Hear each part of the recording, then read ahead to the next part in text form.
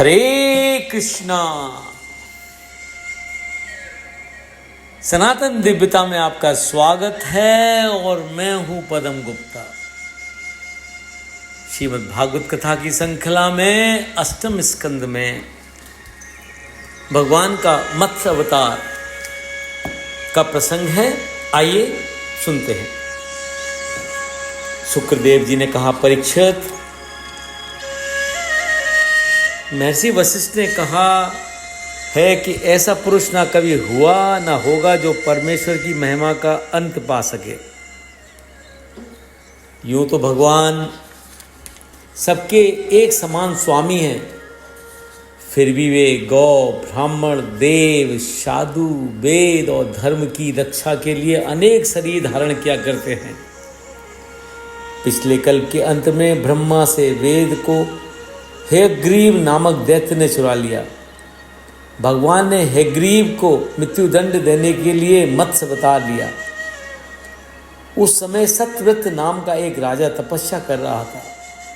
वही सत्यव्रत इस कल्प में सूर्य के पुत्र श्राद्धदेव के नाम से विख्यात हुआ। एक दिन कृतमाला नदी में तर्पण करते समय उसकी अंजलि के जल में एक छोटी सी मछली आ गई। उसने उसे फिर से जल में डाल दिया। मछली ने राजा सत्यव्रत से कहा, राजन, आप बड़े दीन दयालु हैं। जल में रहने वाले जीव अपनी जाति वाले को भी खा सकते हैं। मैं उनके भय से अत्यंत व्याकुल हो रहा हूं।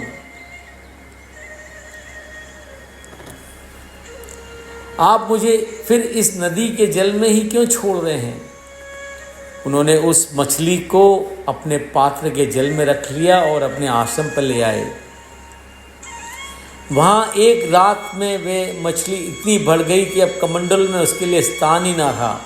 तब उसने राजा से कहा, मेरे लिए कोई बड़ा सा स्थान बता दें जहाँ मैं सुखपूर्वक रह सकूं। राजा ने उसे तब एक मटके में, फिर एक सरोवर में और अंत में समुद्र में डाल दिया। समुद्र में डाल देने के बाद राजा ने उससे कहा, मत्स्य का रूप धारण कर मुझे मोहित करने वाले आप कौन हैं? आपने एक ही दिन में सरोवर को क्षुद्र कर दिखाया। आज तक ऐसी शक्ति रखने वाला जलचर जीव ना तो मैंने कभी देखा ना सुना है। अवश्य आप साक्षात सर्वशक्तिमान श्री हरि हैं। मूढ़ जीवों पर अनुग्रह करने के लिए ही आपने जलचर का यह रूप धारण किया है। आपको मैं नमस्कार करता हूँ। मैं ये जानना चाहता हूँ कि आपने ये रूप किस उद्देश्य से ग्रहण किया है। भगवान ने कहा, सत्यव्रत, आज से 7वें दिन पृथ्वी समुद्र में डूब जाएगी। उस समय मेरी प्रेरणा से तुम्हारे पास एक बड़ी नौका आएगी। तुम समस्त प्रकार के बीजों को लेकर सप्त ऋषियों के साथ उस नौका पर चढ़ जाना।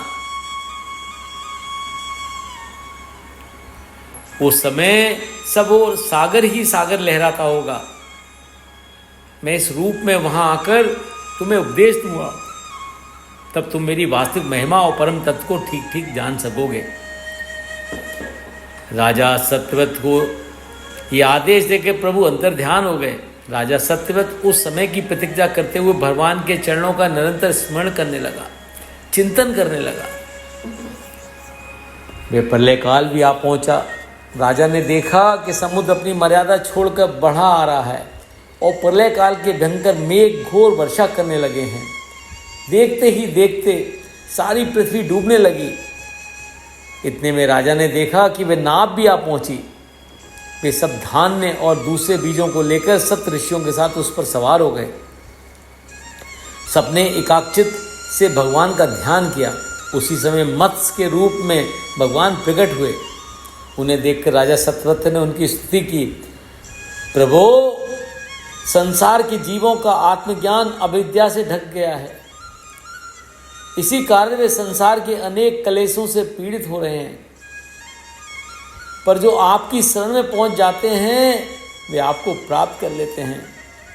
बंधनों से छुड़ाकर मोक्ष देने वाले आप ही हैं। यह अज्ञानी जीव अपने हर कर्मों में बंधा हुआ है। यह सुख की इच्छा से दुखप्रद कर्म करता रहता है। जब ये आपकी सेवा साधना से अपना ज्ञान त्याग देता है तभी अपने स्वरूप में स्थित हो जाता है। आप हमारे परम गुरु हैं, मैं आपकी शरण ग्रहण करता हूँ।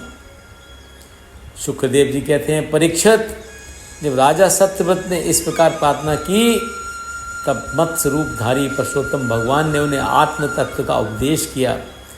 इसके बाद जब प्रलय का अंत हो गया तब भगवान ने हयग्रीव असुर को मारकर उससे वेद छीन लिए और ब्रह्मादि को दे दिए। बोलो श्री कृष्ण भगवान की जय।